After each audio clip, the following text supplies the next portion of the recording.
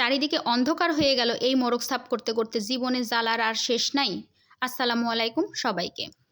এই রাতের বেলা তার আবার হুট করে মোরগ পোলাও খাইতে মন গেছে, এই জন্য লোমে ঠাসা একটা মোরগ নিয়ে আসে আমাকে দিছে। আর কি সুন্দর কথা, আমি বলে খুব ভালো মোরগ কাটতে পারি, বাঁচতে পারি, এই জন্য লোম আল্লাহ মোরগ নিয়ে এসে আমাকে দিল। এইটা কি কোনো কথা বলেন তো? হ্যাঁ, একটু আরাম করব ছুটি ছাটার দিন, তা না, শান্তি আর নাই। ছেলে মানুষ শান্তি একেবারেই দিল না। বহুত কষ্ট করে এই মোরগটারে সাফ করে কুটে কাটে গুছাই নিলাম। এখন রান্না করতে এসে দেখি আমার রান্নাঘরে ঠিক মতো মশলাও নাই। আমি তাকে বললাম আমার রান্নাঘরে তো মশলা নাই, আমি কি দিয়ে রান্না করব?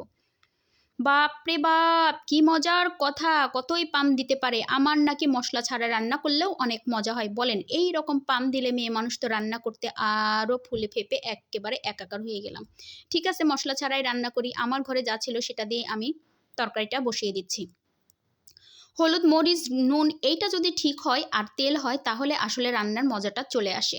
তো আমি এখন যাই হোক, আমি হলুদ, মরিচ, লবণ টবণ দিয়ে এই তো গোশটাকে বসাই দিলাম, মোরগটাকে বসাই দিলাম, আর পেঁয়াজ কেটে দিলাম, আর খাবলা খানেক রসুন ছেঁচে আদা ছেঁচে বসিয়ে দিলাম। আমি কিন্তু বন্ধুরা বরাবরই ছেঁচাছেঁচি করে রান্না করি, বাটাবাটি আমি কমই করি। আল্লাহর রহমতে সত্যিই আমার রান্না মজা হয়। যারা খাইছে তারা তো জানেনই, আর যারা খান নাই তাদের সবাইরে দাওয়াত দিলাম এই রাতের বেলায় মোরগ পোলাও খাওয়ার জন্য। রান্না কিন্তু আমি খুব শর্টকাটেই করব, এক্কেবারে সব মাখায় মুখায় বসাই দেবো। এই মোরগটারে যেমনি মাখায় বসাই দিছি, পোলাওটারে আমি ঠিক এমনি মাখায় বসাই দেবো, খালি দেখতে থাকেন। এই জন্য দেখেন, চালটাকে আমি প্রথমে ধুয়ে নিয়েছি, তারপরে পেঁয়াজটাকে হাত দিয়ে কষলে একেবারে রস বের করে দিলাম। রস তোর মধ্যে থাকলে হবে না, রস চালের মধ্যে থাকতে হবে। তারপরে স্বাদ মতো লবণ দিয়ে দিলাম, আর কয়েকটা জাফরান ছিল যা ছিল সেটাই দিয়ে দিলাম, আর দিয়ে দিলাম তেল।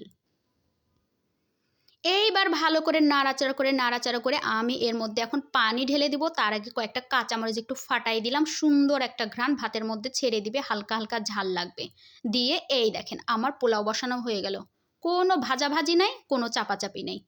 রান্না যখন হয়ে যাবে শেষে দেখিয়ে দিব ভাতটা কেমন ঝরঝরা হলো। জাফরান আমার ছিল, জাফরানে খুব সুন্দর একটা ঘ্রাণও হবে, আর হালকা একটা হলুদ হলুদ কালার হবে। তারপরে দুই পাশে দুইটা ঢাকা দিয়ে দিলাম। এই যে দেখেন বলক উঠে আসছে। এখন নাড়াচাড়া করে লবণ একটু টেস্ট করে নিব, আর জিহ্বার স্বাদ মতো একটু ব্যালেন্স রেখে একটু চিনি দিয়ে দিলে কিন্তু স্বাদটা অনেক চলে আসবে। আর এখন আমি একটু দিয়ে দেবো কেওড়ার জল আর গোলাপ জল, এটাতেই সুন্দর একটা ঘ্রাণ চলে আসবে। রাতের বেলা যেহেতু তার মোরগ পোলাও খাইতে মন গেছে, তাহলে একটু মোরগ পোলাও ঘ্রাণ না হলে কি আর হয়? তো ওইদিকে আমি পোলাওটাকে তো দমে দিয়ে দিলাম, আর এদিকেও আমার এই যে মোরগটা মোটামুটি কষা হয়ে আসছে। একটু আলু দিয়ে দিছি, আলু তো আমার ছেলে বরাবর খুব পছন্দ করে।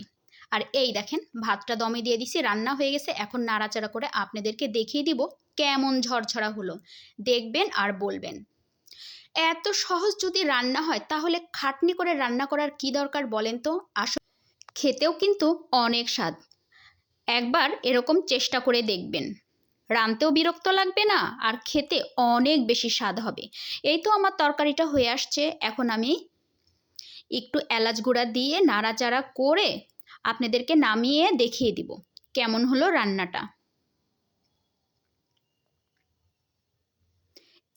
এই তো আমার শেষমেশ দুইটা লুকটা দেখিয়ে দিলাম, আর এখন আমি তরকারি তুলছি। এই যে দেখেন বন্ধুরা, কেমন হলো আমার তরকারি। তো আপনারা সবাই ভালো থাকবেন। আল্লাহ হাফেজ।